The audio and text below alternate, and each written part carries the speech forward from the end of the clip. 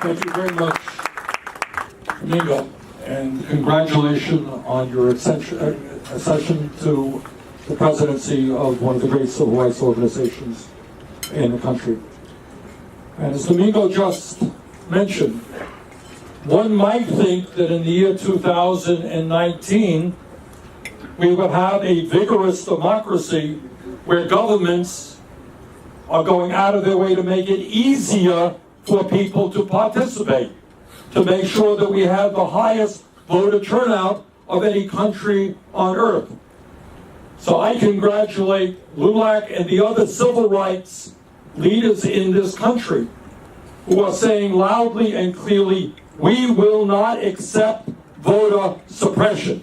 That American democracy is one person, one vote, and everybody, whether you're black or white or Latino, whether you're rich or you're poor, has a constitutional right to be able to participate in our democracy.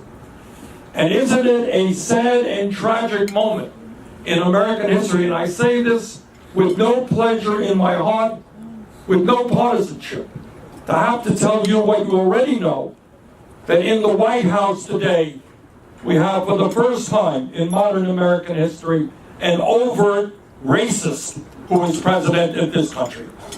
That is not where we should be in the year 2019. Everybody in this room knows the enormous struggles that have taken place in this country from way back when the settlers first came here, what they did to Native Americans. We know about all the struggles that took place to create a non-discriminatory society. And that today we have a president of the United States who is going out of his way to try to attack Latinos and undocumented people is an absolute outrage, and it is not what this country is supposed to be about. You know and I know that the function of a president is to bring our people together, black and white and Latino and Native American, Asian American.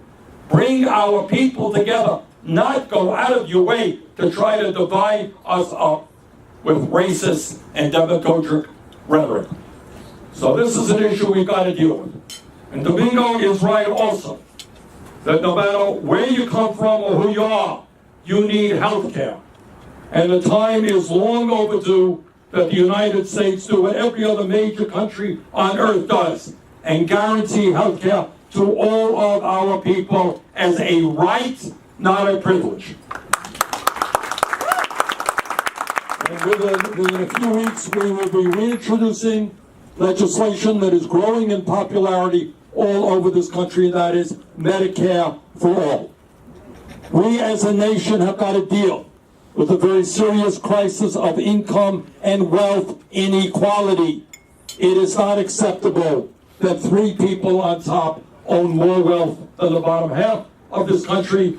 And as Domingo just mentioned, it is not acceptable that tens of millions of Americans today who simply did their best by going to college are now struggling with outrageous levels of student debt. And that is why, in my view, in the richest country in the history of the world, yes, we can make public colleges and universities tuition-free. And furthermore, there's an issue that impacts all of us, lower-income communities more than upper-income communities.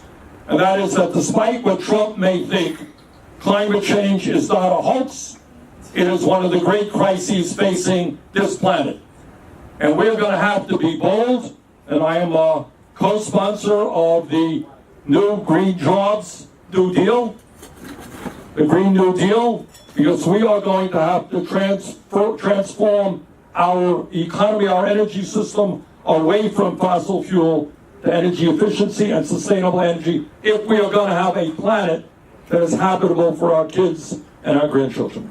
Bottom line is, and I conclude by saying this, we have an enormous amount of work in front of us. And if we as a nation are prepared to stand up to Trump and his desire to divide us up by where we come from, by our religion, by the color of our skin, if we can stand together and bring our people together as one, there is nothing that we cannot accomplish.